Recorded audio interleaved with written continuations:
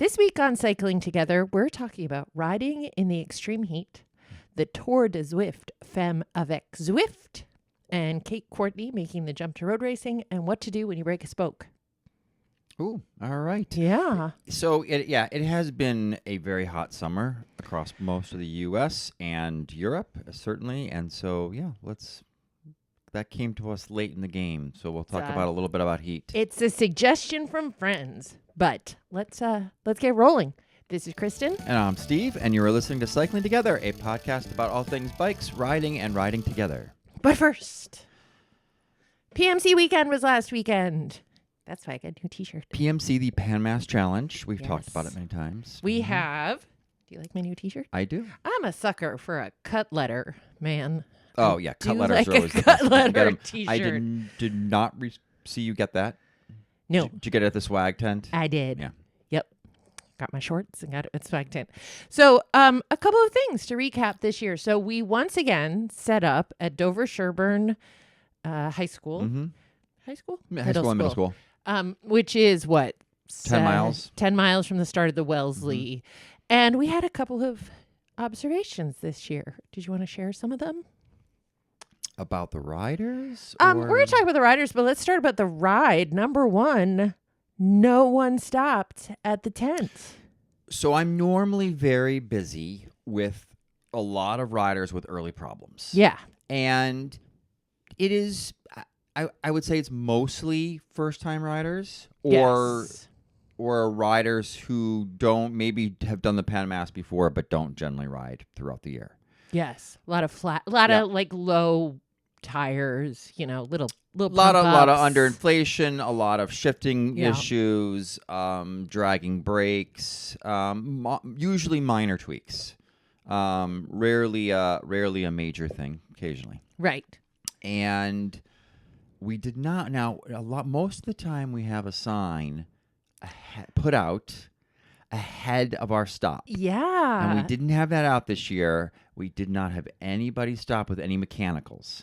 So I do wonder if maybe just all the riders were better prepared this year. Which is actually the goal. To be honest, this is good. That would be awesome. Yes, right. This is good that nobody stopped. But I do wonder if it was in part because you didn't have which is not even that far up the so road. People who might have been having issues, but rideable issues, might have just passed by, not realizing they could have gotten help. Exactly. Yeah. So I guess I have to redo the sign because you said it got mangled in the garage somewhere discarded. Yeah. We also had a lot of people, like when we pulled up. So it starts at 6:45 in the morning, and when we so the fastest riders, let's say, should get there really only about 7:15. Yeah, and when we pulled into the parking lot at 6:15, 6:20, there were already a good number of riders going past us. Yeah, the flow of riders was fairly heavy, actually, and steady. Yeah. And we don't even know how many we missed before that. Yeah. So a lot of people are leaving earlier than the official start. Yeah, and when I talk to people about why, most of them I think are experienced riders. They've done it before, and they just know it's a big, heavy start. And maybe they live in Wellesley, and it's just easier to leave out of their house and just get going. So it's, I think, general nervousness about just the sheer number of riders. I will say there was at least one I know of who was doing his first PMC ride, and his team went by early, and I was a little bummed for him because there is something special about being there at the start. You missed the right? pomp and circumstance. Yeah, right? Exactly. So I get both ways. But yeah, Lau, let's talk about, because Sophie was with us for the first time. Not the first time probably since she was 11. Yeah. She was with us to watch. And we all had, I think, some of the same observations about the riders. And then I rode the next day. I did the 50 mile from Wellesley and had kind of the same observations about the riders. And we'll say it's probably the newer riders. Oh, absolutely. So what were some of our observations equipment-wise? Helmets. Helmets. Yeah.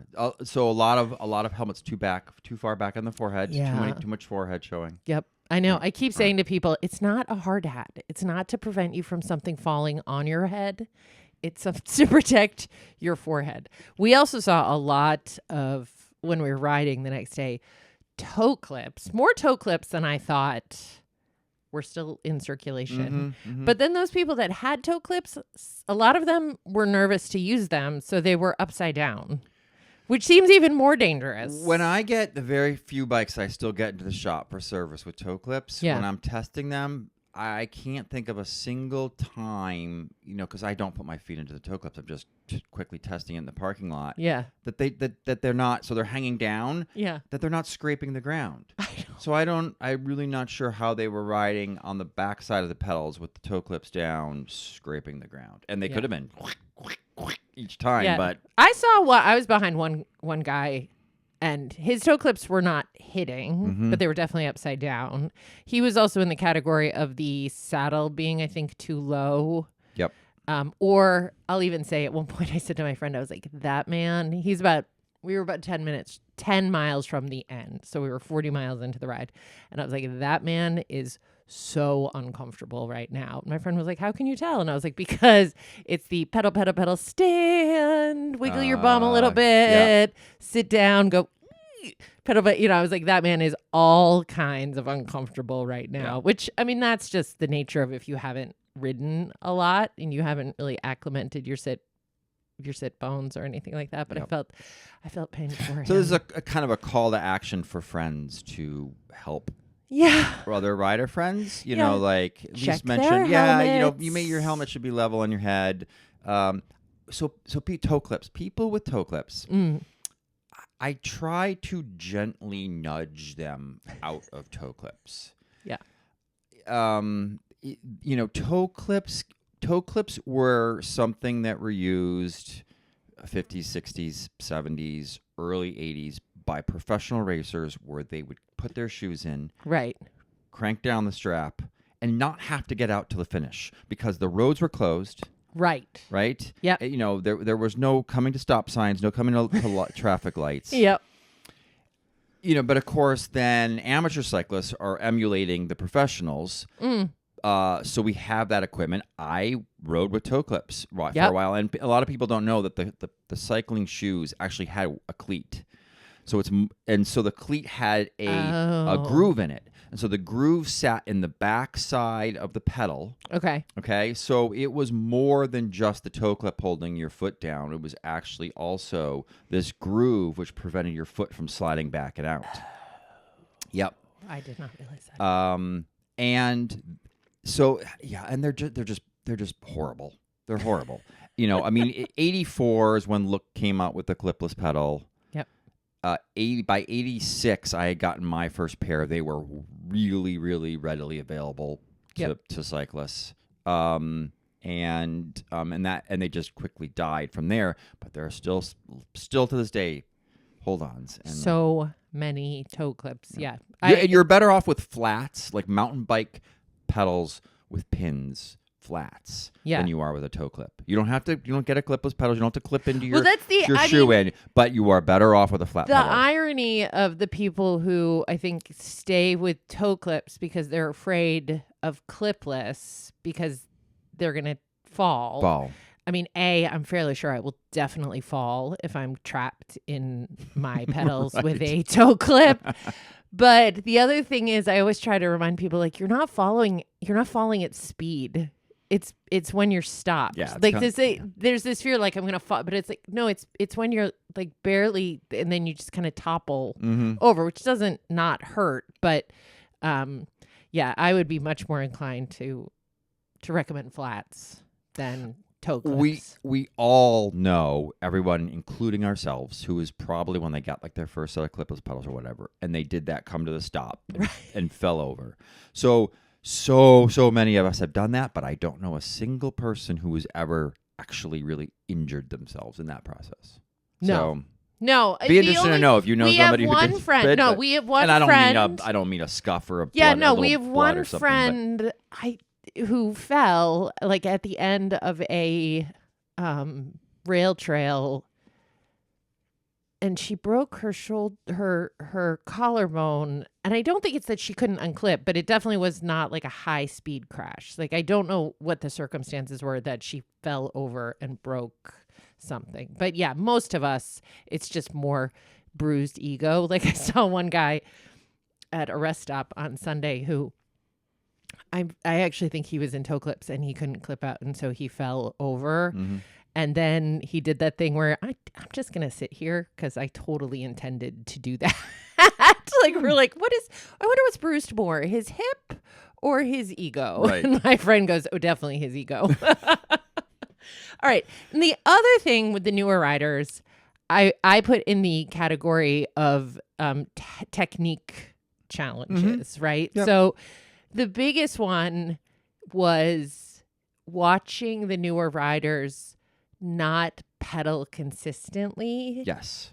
Doing it like is that pedal, pedal, coast. pedal, Coast.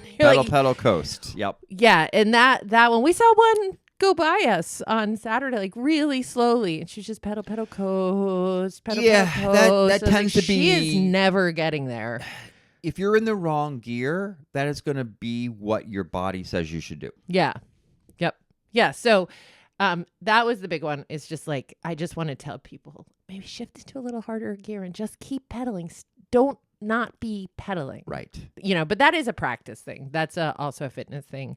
We had a lot of wobbly one-handers if they would take their hands off at all. We had that one couple that stopped so she could take the bottle out of her fanny pack, take a drink, put it back, and then keep going. Yes, that's the only way she could drink. That was the only way she could drink. Mm-hmm. And then definitely in that category of just maintaining a line, right? Watching. I would be behind, like Nancy and I would be behind a rider. Yep. And we'd be like, I want to pass, but he is not going straight, which is where it becomes important to say on your left, so that hopefully I can prepare him for the fact that I'm about to. Yeah, I think we mentioned him. that in our group ride podcast about how maintaining a steady straight line is one of the just most important things you can do in group rides. Yeah. And being consistent in where you're heading. Yeah, even if you're riding, I mean, like this one person I was passing was effectively by himself.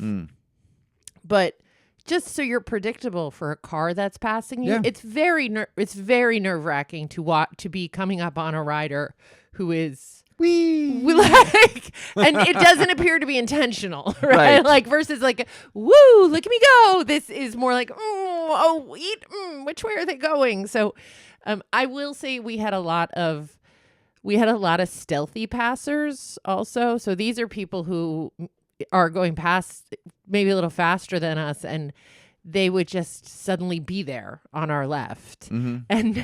And my friend would be like, on your left, as they passed us. And one of them even was like, thank you.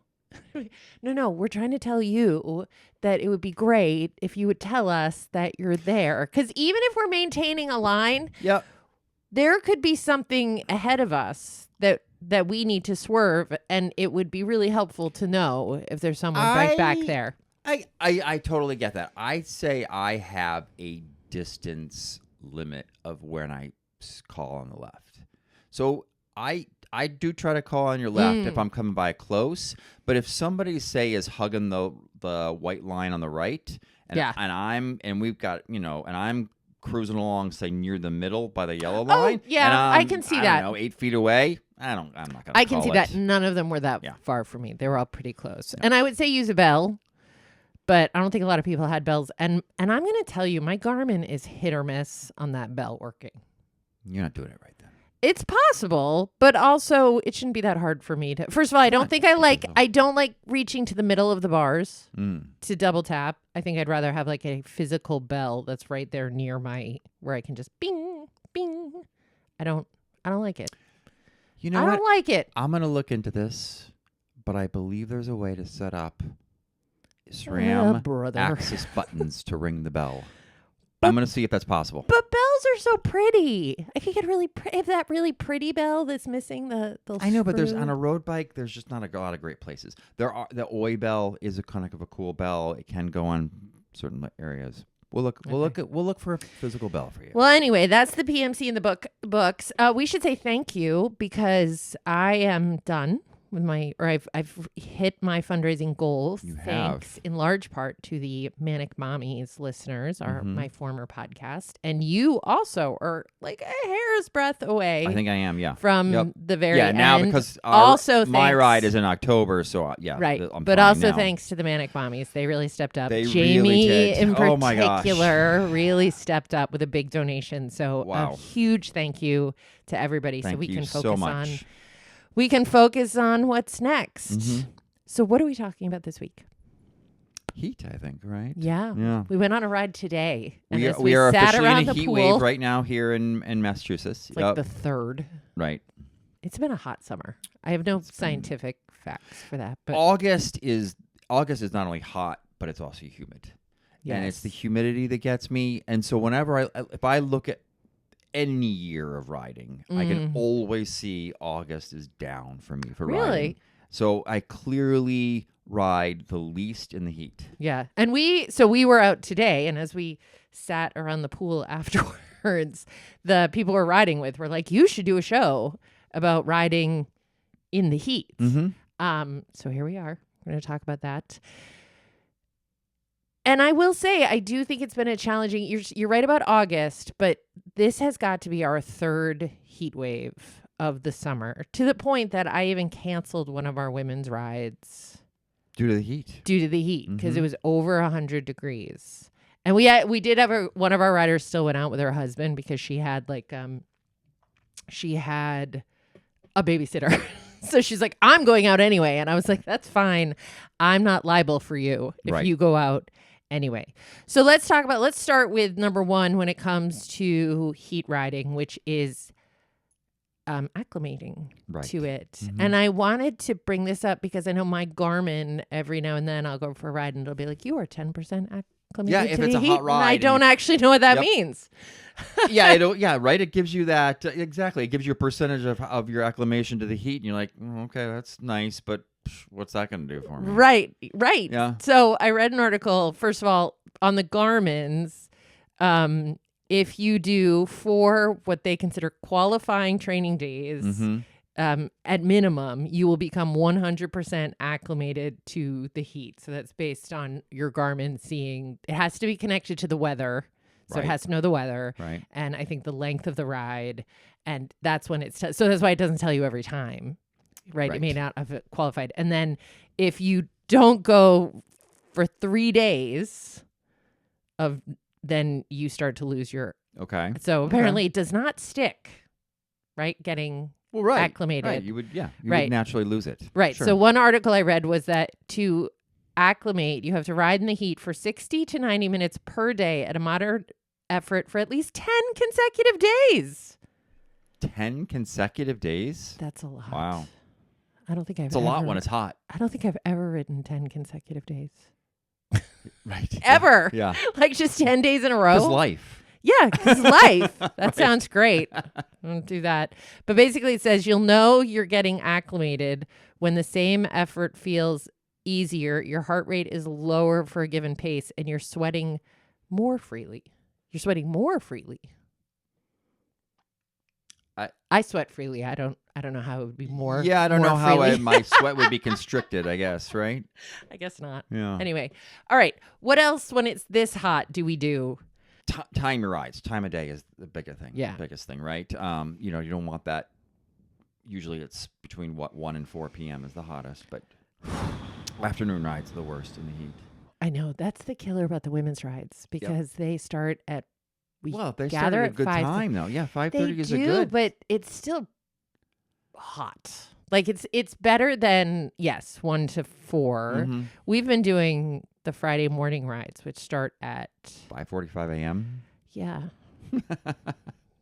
But like once I'm out there, I'm happy. It's just getting out there. And it was hot last Friday. It was but hot it was last Friday. Not that bad. It was. Yeah. It was certainly manageable. Okay, so time of day. Time of day is key. Yep. Clothing. I'm going to tell you, you've noticed, I have gone full cross country. You have during mountain bike rides. Biking. Because so when I say that means I'm just wearing Lycra bib shorts. Road kit. Yeah, I'm wearing my Essentially. road kit. Well, it started because I was like, I am not putting those over shorts on. Like, I'm not putting another layer of clothing on. Yep. So now I'm wearing my bib shorts, and I was like, oh, but I need a pocket.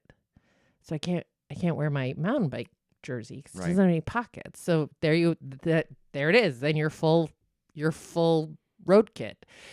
But even my helmet, like I've been wearing my road helmet this month. Because it's the lightest lighter. helmet. It's the lightest helmet I have. Has bigger vents too. Yeah. Yep. I'm going full K Courtney. I have not. But I have pairs of shorts, over shorts that I wear over my bibs for mountain biking by Gore that are really, really lightweight. Okay.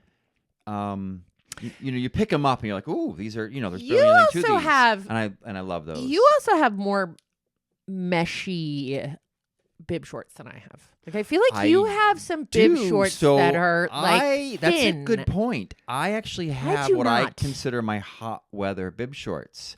They were not bib shorts that I would wear by themselves, right? You would not. You could see your bum. You would never wear these exposed, right? Okay. So they're not for So they're road gravel underwear. rides. Okay. But yeah, because there's way more mesh on them, and they're literally for wearing underneath, say my mountain bike shorts. So I think that's a big difference. I don't have any of those. So when I'm wearing bib shorts You're wearing your under full shorts, thick lycra. yes, I'm wearing full thick lycra. So I think that's one reason. And the other thing is, I realized Friday morning I was wearing a kit that I got from. It's a custom kit. It's for the agency, and I was like, "Oh, this was the wrong kit. This is my kind of early fall kit." Like you forget that the lycras do have different weights, different like weights. the jerseys. Where like our mountain bike jersey is mesh on the back. And actually, one of our friends who's riding today, I was like, I can totally see through his jersey. Like I could see his That bib wasn't shorts our underneath. jersey, though. No, that wasn't ours. Yeah. But my point is, there are lighter weight clothing than maybe people realize. Yeah, I was wearing a very lightweight mountain bike jersey today. So aesthetically, this is my own personal preference, but I don't like wearing lycra bib shorts by themselves Okay. unless I'm wearing a tight road style jersey on the top. I don't like wearing a loose fitting mountain bike top with tight fitting Just shorts. chaos. Yep. No, I'm with you. Right? I'm with you. There's something about the look of that I don't particularly like. Yeah. But that's me. No, I did that one day. The other issue was I had no pockets. Like I was like, actually, if vice I have versa for me too. you don't like. I don't like wearing. Say, I'll wear my bibs with mountain bike shorts, baggies over the top. Yes. Then I don't particularly care for wearing a tight-fitting road jersey style on the top, as well. With that combination, because it's all like business It's- on the top, party on the if bottom. I'm loose, I got to be loose. Yeah, loose, tight. There we go. Okay. But I think the key here is, the nice thing about the overshorts for mountain biking is they protect your lycra. They do from They have branches. good and, pockets. Mhm. But Pockets. Yep. but I need lighter undershorts for that. Can we also talk about the underlayer? So we were riding once. It was really hot, and I was in full lycra because I was in a road kit. But like the sweat was making me itchy, and so now I wear a lot of the times those very tight under tanks that you gave me.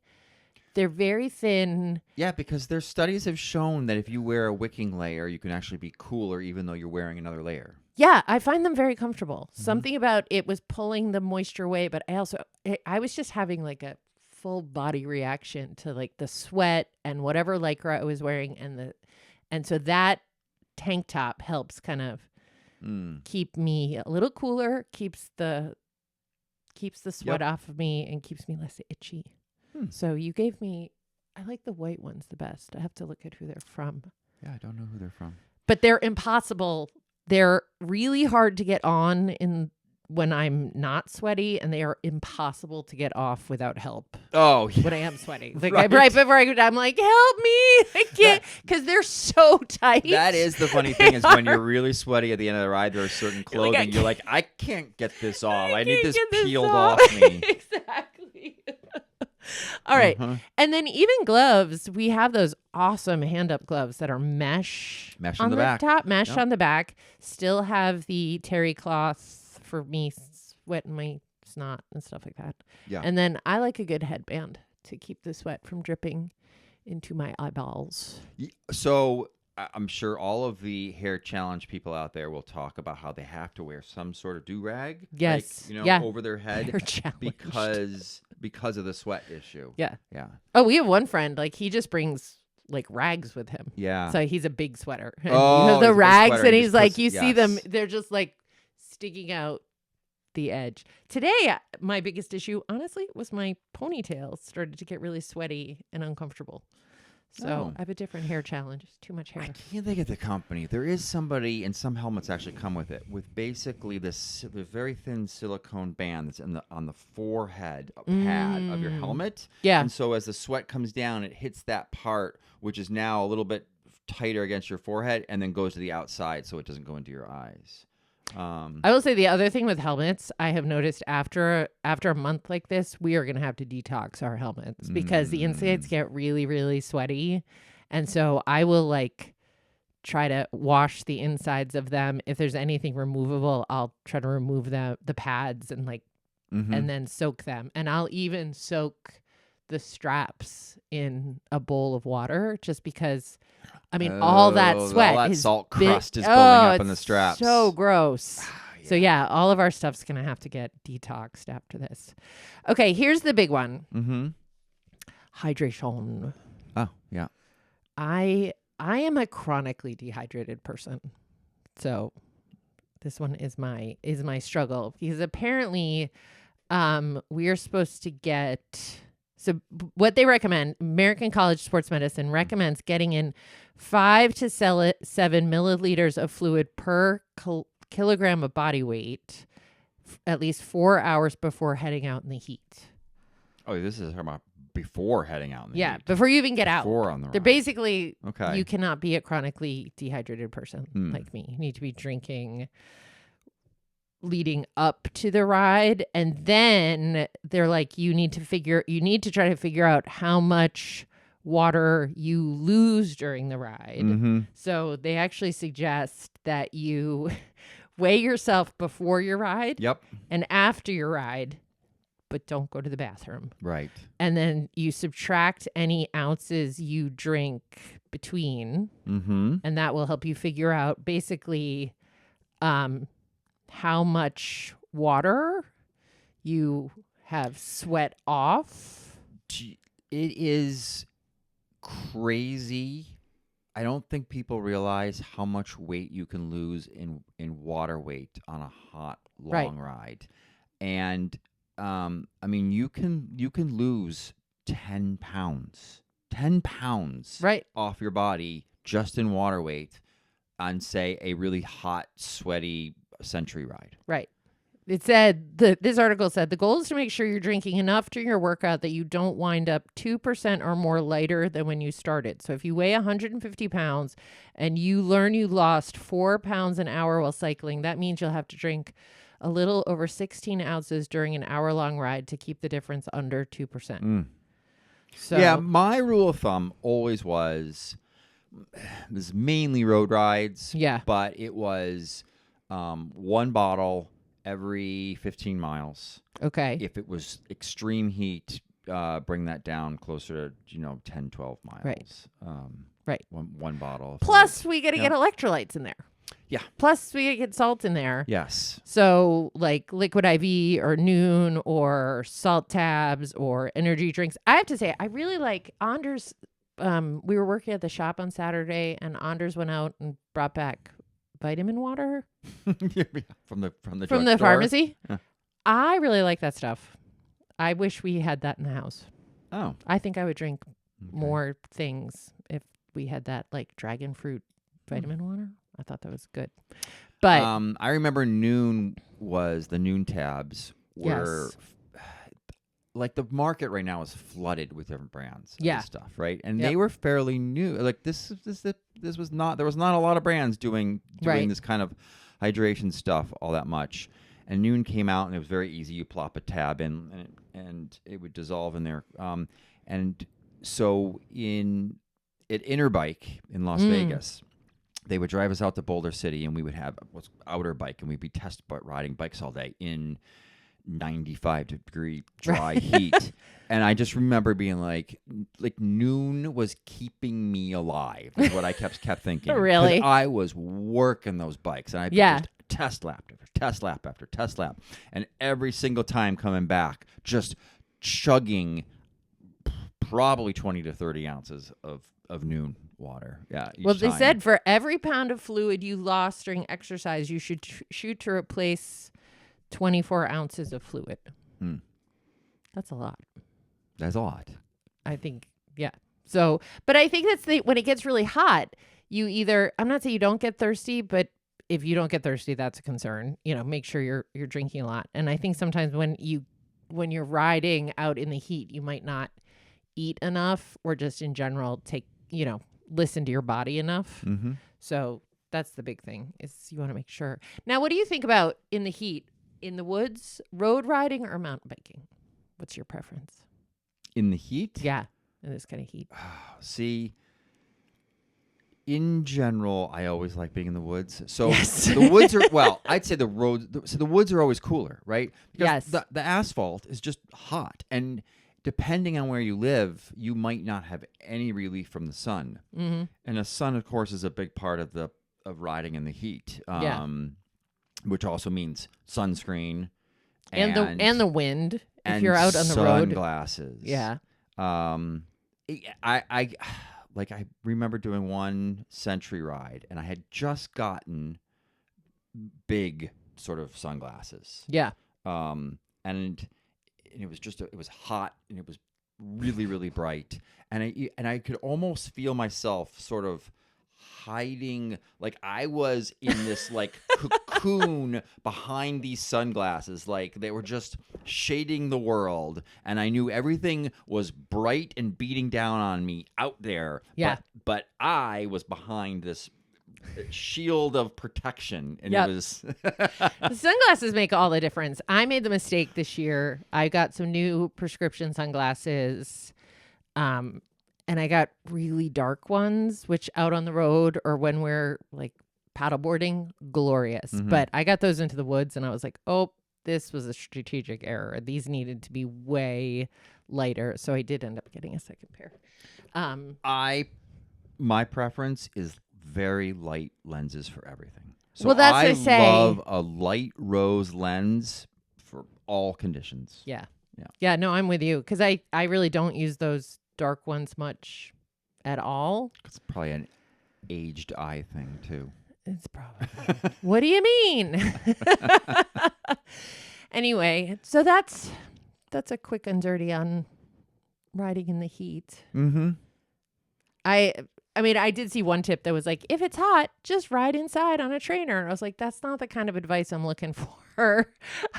I want to ride outside. Yeah, I want to ride outside. Yeah, but it can be far. I will say the other challenge we've had this year beyond the heat was the smoke.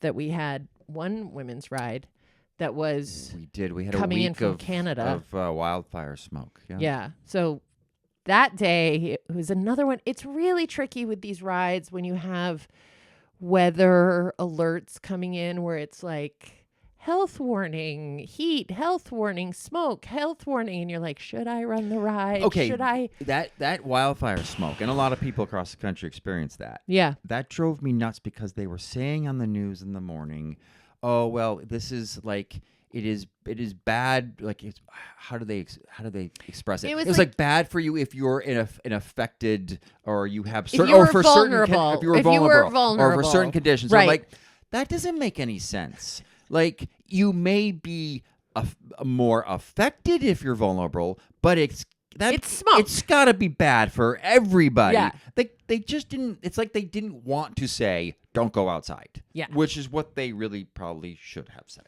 And yet we ran our women's Yeah. rides. Because I had already canceled one because of the extreme heat. And I gave everyone the chance. I said, look, you don't have to come. It's really no problem, but we're going to ride. It wasn't. It wasn't that thick wasn't when that we thick. Yeah, it when wasn't we that were thick. out there. And ironically, it made it cooler because it was blocking the sun. Right. So that wasn't terrifying at all. The woods, I think, are cooler while you're riding, but like when you stop and regather, it's just so uncomfortably hot because there's less wind in the woods. Yeah. Whereas when you're road riding, you tend not to really stop, and so you're just constantly moving. So that airflow is nicer. You get that nice breeze. Yeah. I will say I'm still probably going to say woods over road when it's really, really hot because, again, the shade, I mean, you're going to take it easy either way, but when you're stopping, you're still stopping in the shade. Yeah. Even without that breeze, and a nice mixed terrain ride. It's kind of the best of both worlds, right? You hit a little bit of the road just to get some breeze, and then you're back into the woods. Back in the woods. All right. What's next? Women's racing. I'm obsessed. How good is the Tour de France from Avec Swift? Swift. Yes. By the way, the reason Which wrapped up. it's wrapping up today, so we have not watched the end yet, although I kind of know who already won. This race is the reason I still have not. I will keep my Zwift going, even though I'm not riding indoors. Traditionally, I have paused my Zwift during the off months just to save a little money. But when they started sponsoring this race, I was like, take my money. You deserve it. And I like it. Have you been watching it every day? I watch every day. Really? Mm-hmm. Yeah. How have you enjoyed it? It's really good because the competition is it's been very good. Compared to so tell me, because you were watching the tour and you were saying that it was boring, the men's tour. Well, it had gotten boring. I think on day 5 we knew who was going to win. I should say day 1 we knew who probably was going to win. By day 5 was like, yeah, he's definitely going to win. Yeah. And then I kind of stopped watching for a few days. I said, no, let me come back. There's there's green jersey, there's polka dot jersey, that kind of thing. And I came back, and and it's entertaining, and it's a nice spectacle, and so forth. So I still enjoyed watching it. Right. But it was, I'd say, in this particular case where we've had 6 yellow jersey. I think so. Changes, yeah. right? It's been nearly daily. There have been a couple days where a woman held on to it. I think only 2 women have held on to it for 2 days, and the rest it's been a change every other day. I have not been able to watch every day because I'm at work. I don't have the same. But I have been listening to a podcast from Escape Collective called Wheel Talk, and it is for professional women talking about this race and just racing in general. And that alone has been awesome to listen to. I've never listened to a podcast about women's sports by women, being only women, breaking it down. That has been so cool to listen to. So there have been a couple of issues with the coverage. Has there? Yeah, okay. Apparently 3 of the 9 stages, only 3 of the 9 stages were covered in full. Oh, okay. Okay. So that means so basically the first 70K of each stage was missed by the live broadcast, which means they missed a major crash. They missed a move that was the win of the day. They missed because what I've noticed with women's riding is they seem to be on the attack almost from the get on each. There's no it'll be 70K of nothing and then they get their act together. These women are on it right from the start, which means they've missed quite a bit of the action. And that's not on, I know a lot of people are yelling at Peacock. It's not Peacock. It's the ASO who runs French the Tour TV. de France, and right. So they're the ones who put out. They're the ones who put out the signal, and then that feed. The commentators sit in their box or sometimes sit in their house. They're watching that feed, right, and then they're doing their commentary. Yeah, it is not Peacock's feed. Right. It's not the Peacock. Doesn't have the helicopters or the cars, the motorcycles. So issue number 1, we're not covering the whole thing, which Right. is crazy. Issue 2. So most of the time it's been Hannah Walker and Anthony McCrossan. Yep. Who've been doing the commentary. I think they've been great. They have been great, and I always love everything he's done. And I've heard her a few times now, and she's getting really quite good. Yeah. Hannah. But we got to this weekend, and it was like, where'd they go? And where'd they go? Now I've been listening to Phil Liggett. Now this is gonna be my 40th year listening to Phil Liggett. Okay. Right, and I will always like Phil Liggett, but he is getting very old, and he loses it on a lot of names and stutters on certain sections. You know, he doesn't have quite the flow that he used to. Right. And the other thing is he has misnamed the race multiple times. Yeah, he keeps calling it the Tour de Feminine. Yes, which was a race apparently in the past. Yeah. So it's probably the one in the 80s that there was a Tour de France with women like in the 80s, and I remember this. And I've been following some of the complaints on the threads. You know, his misnaming. He's been calling the riders girls. Okay, you wouldn't say, "Oh, look at the boys racing today." Well, he does say that. Does he? Oh yeah. Okay. Well, that's good. He calls them the boys. Okay. Yeah. So I don't know that people know that. Okay. Because he's been saying the girls, and people are like, these are women. They're not no. girls. He always uses the boys.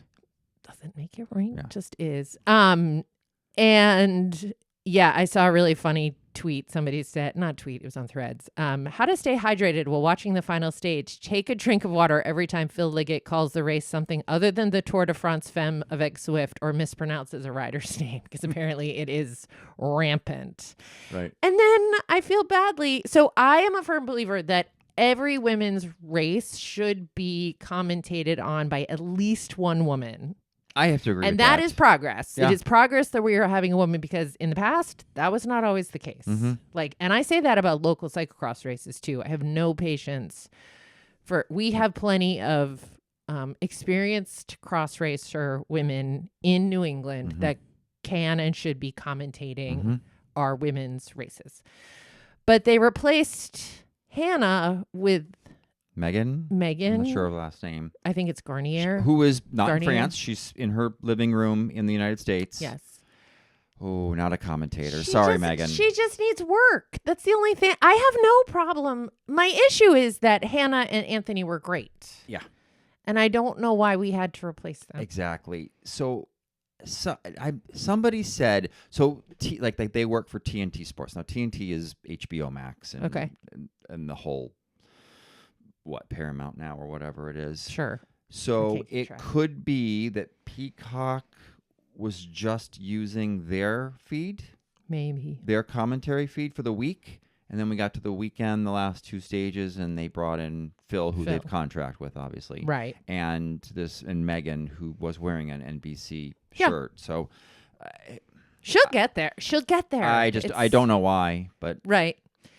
This all is astounding to me in part because, as you know, I have never been a sports fan. And today, while we were on our ride and was talking to one of the women we were riding with, I'm like describing the attack on the second to last day and the controversy and the riders yelling at each other. And I'm like, I'm deep into watching sports. And then we had Kate Courtney, who we've been following for a couple of years now, and she was on an Allied, which we sell.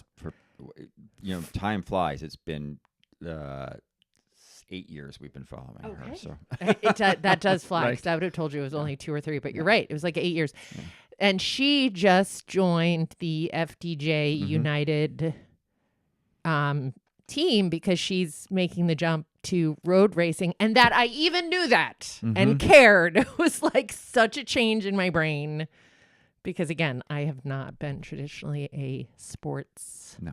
Well, we always been watching the mountain bike races, but yeah, even that's fairly new to me. But yeah, today I was like breaking it down for one of the riders about like the different women and how they ride and how their body types are and how they're, and I was like, good Lord, I guess we have to go to Lake Placid to go see the to go see the Mountain World Bike Cup. World Cup race. Yeah. Yep. Which is the last one in Lake Placid. That's too bad. It is. Anyway, but yes, go watch women's riding. It's awesome. All right, last thing. Yeah. We're gonna talk about something mechanical Ooh. because you're a mechanic. Mm-hmm. I broke a spoke Yeah. on my mountain bike wheel. I don't think I've ever broken a spoke before. I think you have. Have I? I cannot think of it. Why do spokes break? Start with that. Well, they can break because something goes into your spokes, especially on mountain bikes. Oh, okay. Right? Generally not on road bikes, but yeah, so something can just go into your spokes. Sometimes you don't even realize that the stick kind of went in your spoke. That must have been what happened to me because it was like one time it was fine and then suddenly it was I was walking up something and it sounded like a rattle. Right. In your case, you popped the head off of a spoke nipple. And so spokes themselves can break. Usually they break because of fatigue. Okay. And not to go too much in the weeds, but it's usually sometimes an under tension thing because they then have a lot of stress and de-stress moments, and then that's why they fatigue, and then over time, and then so they sort of prematurely get to a point where they start breaking. Yeah. And then you can also have a situation where it's the tension is too high as well. Okay. Nipples breaking can sometimes be a too high tension thing, or it can just be a bad luck thing. Yep. Tubeless sealant can also react with nipples if it's gotten down in there, and then sometimes that can cause nipple heads to break. So mine broke and went into the tire, into the yeah, rim. if a So nipple head breaks, it can go into the wheel. I could hear it. But so because my tubeless fluid, is that why I didn't have any I didn't flat or anything? Like, isn't that like now a hole in my So depending on the way a spoke can break, sometimes it can go up and puncture your tubeless tape, and then you lose and then you go flat as well. Okay. Right? In your case, you just broke the head off, Yeah. right, which is in the cavity of the rim. Okay. So your tubeless tape is just intact. So that's why you're fine. Oh, and that's why I could hear it. But the little head there. is rattling around inside the rim. Yeah, it's in the cavity of the rim. Okay. And then what I ended up doing is I wrapped it around the spoke that was right next to it as a way to get home because I was in the middle of our ride. Yep. If now on disc braked bikes, if you have a wobble in your wheel and it's not hitting the frame, your tire's still not hitting the frame, you can ride it. Okay. Gosh, I've known guys who've had 1-2 spokes broken, and they're like, and they ride on it for months. I don't suggest it. Okay. But there's actually one spoke out of the whole wheel. You're fine. Okay. Yeah. So that was going to be my question because I did 2 rides on that. It was that typical like broke it on one, went a whole week, got it out of the van, went poop. My spoke is still broken. We did not fix that. We did not fix that. So could you have ridden on it again today? Yeah, but I had a spare wheel in the garage, so I just threw that on. Yeah, but interesting also, it was making a lot of creaking noises. And then when you changed the wheel, the creaking noises all went away. So is it possible those were coming from the wheel also? Possible, but not from the spoke issue. That's something I'm going to look at. Yeah. Yeah. Well, there you go. Thank you for fixing my broken spoke. That might have just been an through axle thing. Oh. Yeah. Got it. And then you reseated it, so. Yeah, through axles, a lot of times through axles can make a lot of odd noises that either just tightening or a little grease and tightening takes care of. And it can sometimes echo in places of the frame that you don't realize it's the through axle. That was the issue. I was like, where, what? And you were like, it's coming from it could be so many places. And I was like, I think I feel it in my feet. Maybe it's coming from I was convinced it was the bottom bracket. And you were like, no, I don't think it is. Oh, everybody thinks it's the bottom bracket. Because that seems to be, maybe it's because it resonates through. Is that a common spot? Sure. But everybody thinks a noise is the bottom bracket, and it's very many times not. Really? Yeah. Yeah. I've had many times where people come in and say, "Oh, my bottom bracket's creaking. I think I need a bottom bracket." And the great times are where I'm like, "Let me just tighten your rear thoracial." They're like, "Oh, yeah, that'll be $150." No. All right. Well, we should wrap that up for this week. We're going to shorten our wrap up because it's way too long. We're basically going to say, if you like the show, please leave a review or share with a friend. You can find show notes, links, or leave a comment, question, or topic suggestion by visiting cyclingtogether.bike. You can follow the shop on Facebook, Instagram, YouTube, and TikTok at Steve the Bike Guy. Thanks for joining the ride. All right. We'll see you next time.